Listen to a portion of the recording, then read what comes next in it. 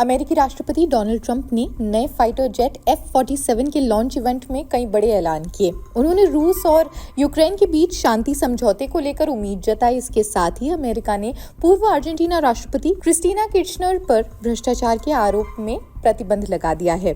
एक अमेरिकी अदालत ने ट्रंप प्रशासन को 25,000 फेडरल कर्मचारियों की बहाली का आदेश दिया। ट्रंप सरकार ने अपने कार्यकाल की शुरुआत में कई कर्मचारियों को बर्खास्त किया था, लेकिन कोर्ट ने इस फैसले को रोक दिया। ट्रंप सरकार ने कनाडा, मेक्सिको और चीन से आयात होने वाले सामान पर भारी टैरिफ लगा दिए हैं। ये तो किसी से छुपा हुआ है नहीं, लेकिन इससे अमेरिका में कार्स, इलेक्ट्रॉनिक्स, एवोकाडो, टमाटर और मकान बनाने की सामग्री जैसी चीजें महंगी हो सकती है। कनाडा और मेक्सिको से आयात की बात करें तो इन दोनों देशों से अमेरिका में करीब 900 अरब डॉलर का सामान आता है, जिसमें से 80% कनाडाई और 84% मेक्सिकन निर्यात अमेरिका जाता है। गाड़ियों और इलेक्ट्रॉनिक्स पर क्या असर होगा? नए टैरिफ नीति से ऑटोमोबाइल्स और इलेक्ट्रॉनिक्स इंडस्ट्री को सबसे ज्यादा झटका लग सकता है। खाने पीने की चीजों पर भी खास असर है। 63% सब्जियां और 50% फल मेक्सिको से आते हैं। इससे गुआकामोल जैसे खाने महंगे हो सकते हैं। ट्रंप ने अवैध प्रवासी और नशे के कारोबार के रोक के नाम पर टैरिफ बढ़ाने का फैसला लिया, लेकिन इसका असर अमेरिका, मेक्सिको, कनाडा व्यापार समझौते यानी कि USMCA पर भी पड़ सकता है। कनाडा और मेक्सिको का विरोध मेक्सिकन राष्ट्रपति शिनबाम ने कहा कि उनका देश भी अमेरिका पर जवाबी टैक्स लगाएगा। वहीं चीन ने इस पर नाराजगी जताई। चीन के विदेश मंत्रालय ने इसे गलत फैसला बताया और कहा कि वे इसके खिलाफ कानूनी कार्रवाई करेंगे।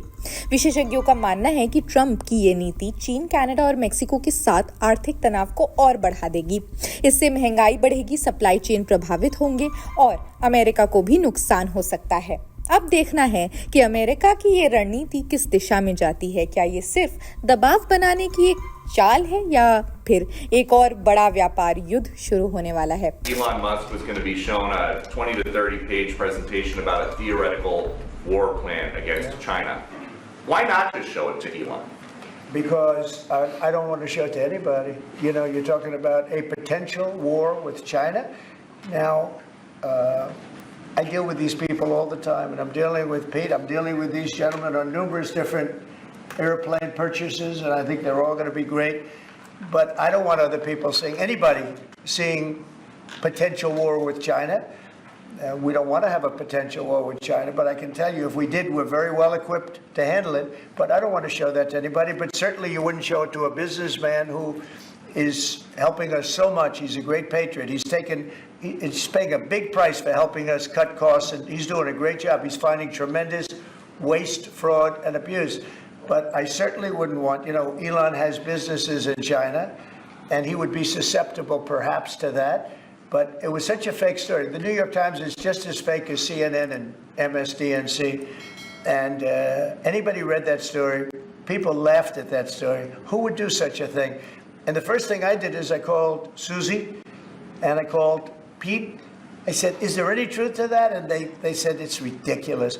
No, he's over there to talk about costs. You might want to address that, Pete. But Elon was over there today to address costs. Doge, thing called Doge, which you've heard about. Pete? That's exactly right, Mr. President. You pointed out it was a fake story. We pointed out it was meant to sort of undermine whatever relationship the Pentagon has with Elon Musk.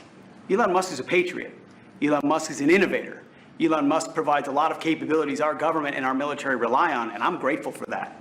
We welcomed him today to the Pentagon to talk about Doge, to talk about efficiencies, to talk about innovations. It was a great informal conversation. The rest of that reporting was fake. There was no war plans. There was no Chinese war plans. There was no secret plans. That's not what we were doing at the Pentagon. I might add that I think Elon, if they ever wanted to do that, I think Elon wouldn't do it. I think he wouldn't do it. He wouldn't want to put himself in that position. But if you read what's out of the New York Times, it's such a dishonest newspaper. It's such garbage. It's, it used to be called all the news that's fit to print. Well, it's all the news that's not fit to print. They have fake sources, or they don't have sources. I think they make most of it up. But this was a made-up story by the New York Times. I call it the failing. It's a failing newspaper. It's failing.